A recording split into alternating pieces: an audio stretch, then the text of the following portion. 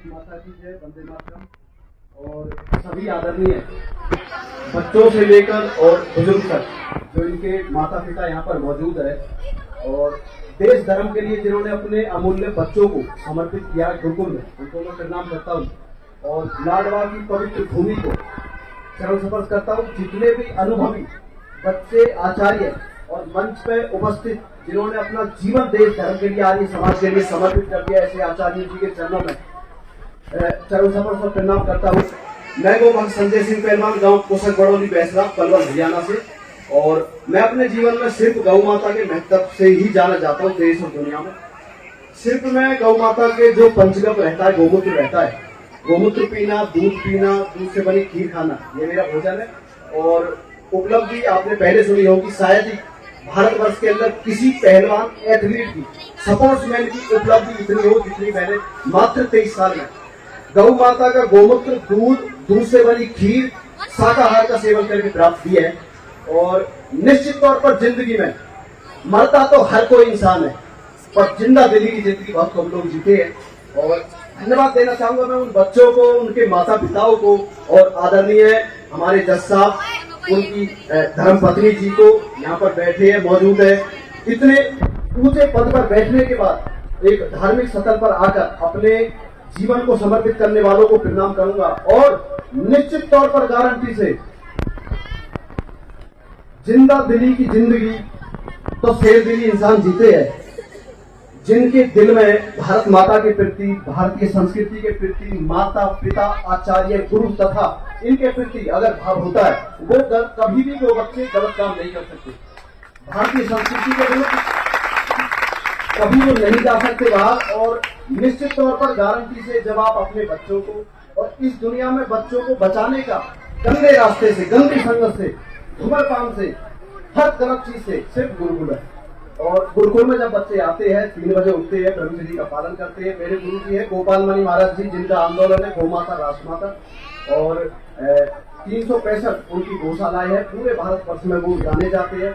मैं उनके ही गुरुकुल में, गौशाला में रहता हूँ और प्रतिदिन मेहनत करना, संघर्ष करना, कहीं भी जाना रहता है। तो युवाओं को यही प्रेरणा दूंगा अपनी जिंदगी में, कौन कितना सुंदर है, जिसका जितना चरित्र सुंदर है। और अपनी जिंदगी में जितना हो चरित्र का पालन करे। और सिर्फ बातें कहने से चरित्र का पालन नहीं होता। लंगोट का पक्का बनिए, हाथ का सच्चा बनिए, प्रतिदिन मेहनत कीजिए, धरती माँ को प्रणाम कीजिए। धरती माँ को प्रणाम क्यों करना चाहिए? क्योंकि हम हर झूठ भी बोलते हैं और मन मूत्र भी इस धरती माँ पर करते हैं, तो हमारा फर्ज बनता है इसको प्रणाम करना और प्रभु का भजन करना। और जिंदगी में ये संकल्प लेना कि जिस गुरु के हम सच्चे चेले हैं, जिस आचार्य ने, जिस माता पिता ने 9 महीने गर्भ में रखकर हमें जन्म दिया है, उनका 1 सेकंड भी हम नाम बर्बाद नहीं करेंगे। और कर्मभूमि माँ, जन्मभूमि माँ, बस्ती माता, उनका नाम रोशन करेंगे। प्रतिदिन मेहनत करेंगे, संघर्ष करेंगे, हर गंदी संगत से, नशा से दूर रहेंगे। और लोग कहते हैं शाकाहार में कुछ ताकत नहीं है, जो अंडा मांस खाते हैं, प्रोटीन खाते हैं। आजकल मैं देखता हूँ बड़े बड़े इंटरनेशनल पहलवान, खिलाड़ी भारतीय संस्कृति के विरुद्ध चलकर, जबकि गवर्नमेंट से उनको करोड़ों रुपए मिले हैं, फिर भी वो ऐसी चीजों की ऐड करते हैं जो भारत के नौजवानों के लिए बहुत नुकसानदायक है।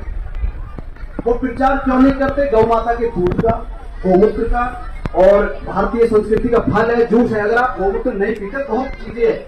मैं तो आपको अपना बता रहा हूँ, मैं नहीं कहता आपसे, मैं तो 2 लीटर गोमूत्र पीता हूँ सुबह। आदमी आजकल के नौजवानों को शराब पीने में शर्म नहीं आती, लेकिन गोमूत्र पिला दिया जाए उल्टी आ जाती है। और गोमूत्र कोई पी सकता है जिसके भीतर पारस पत्थर हो। पारस पत्थर जानते हो, जो लोहे को सोना बना दे।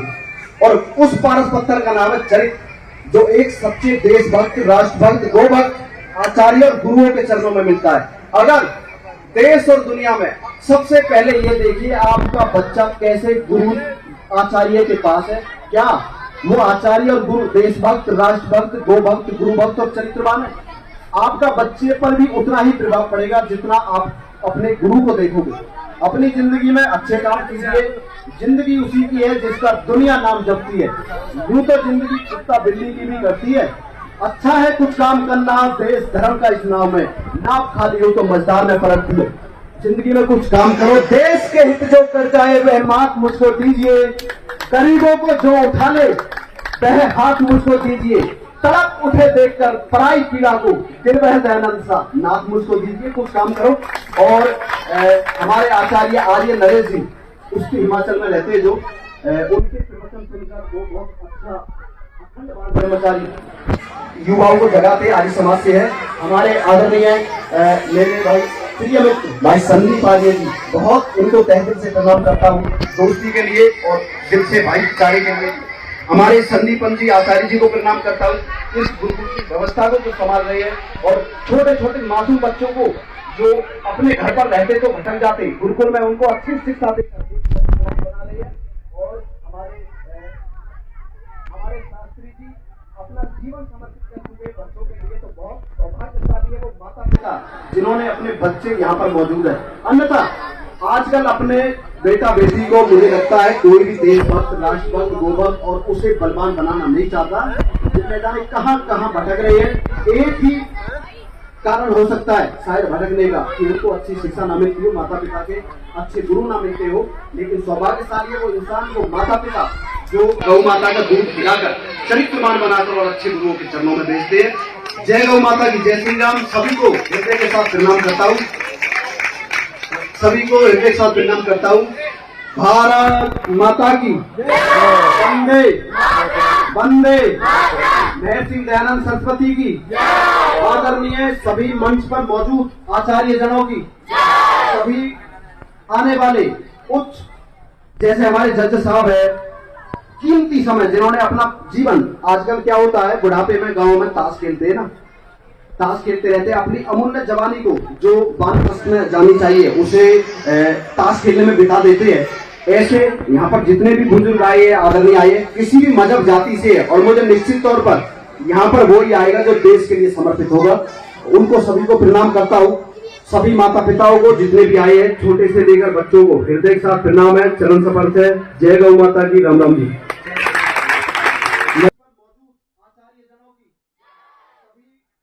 आने वाले उच्च जैसे हमारे जज साहब है, कीमती समय जिन्होंने अपना जीवन, आजकल उसके हिमाचल में रहते जो, उनके प्रवचन सुनकर वो बहुत अच्छा अखंड ब्रह्मचारी युवाओं को जगाते